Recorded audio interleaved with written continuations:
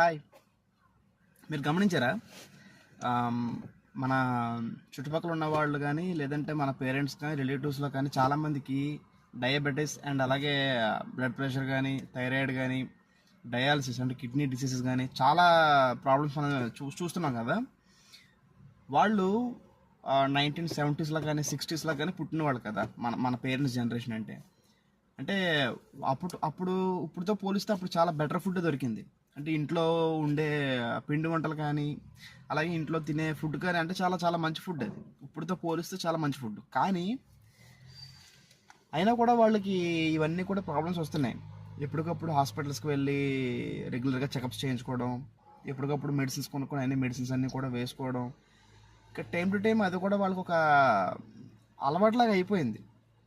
ఎందుకు చెప్తున్నంటే ఇదంతా కూడా ఒక 10 ఏళ్ళ క్రిందటికి వెనక్కి వెళ్తే ఇన్ని హాస్పిటల్స్ లేవు. అలా 20 years వెనక్కి వెళ్తే చాలా రేరు, అక్కడక్కడ హాస్పిటల్స్ ఉండేవి. ఒక 30 years వెనక్కి వెళ్తే అసలు హాస్పిటల్స్ చాలా చాలా చాలా రేరు. అయితే అంత మంచి ఫుడ్ తిన్న వాళ్ళకి అన్ని ప్రాబ్లమ్స్ వస్తున్నాయంటే మనం రెగ్యులర్గా నానా గడ్డి తింటూ ఉంటాం. బయట దొరికే పానీపూరి అని, చాట్ అని, నూడిల్స్ అని, ఫ్రైడ్ రైస్ అని, ఇంకా బిర్యానీలు, అందులో ఉండే స్టార్టర్స్ కానీ, రెస్టారెంట్స్కి వెళ్ళడం, దాబాలకు వెళ్ళడం, అలానే మనకున్న అలవాట్లు మన తాగడం ఇవన్నీ కామనే కదా.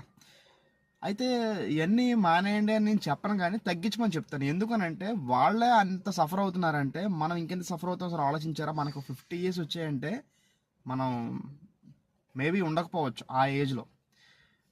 30 to 40 yearsలోనే ఏదైనా సరే అన్నీ బయటపడిపోతూ ఉంటాయి. ఇంకా 40 దాటిందంటే ఇంకంతే మన మన మన జనరేషన్కి. సో అందుకనే బయట ఫుడ్ని అవాయిడ్ చేయండి. ఈ సోషల్ మీడియాలో వచ్చే 100 రూపీస్కి అన్లిమిటెడ్ బిర్యానీ దొరుకుతుంది ఇక్కడ అని చెప్పి ఎక్కువ వస్తూ ఉంటున్నాయి కదా, అవి కొంచెం చూడడం మానేయండి. అవి చూసినంత వరకు మన క్రేవింగ్ స్టార్ట్ అవుతూ ఉంటాయి. మనం బయటికి వెళ్ళి తిందాం ఇవన్నీ వస్తాయి కదా. సో అవి తగ్గించుకొని ఇంట్లో వండుకోండి అదేదో అని చెప్పి నా సజెషన్ అంతే. నచ్చితే మాత్రం లైక్ చేయండి, వీడియో మర్చిపోవద్దు.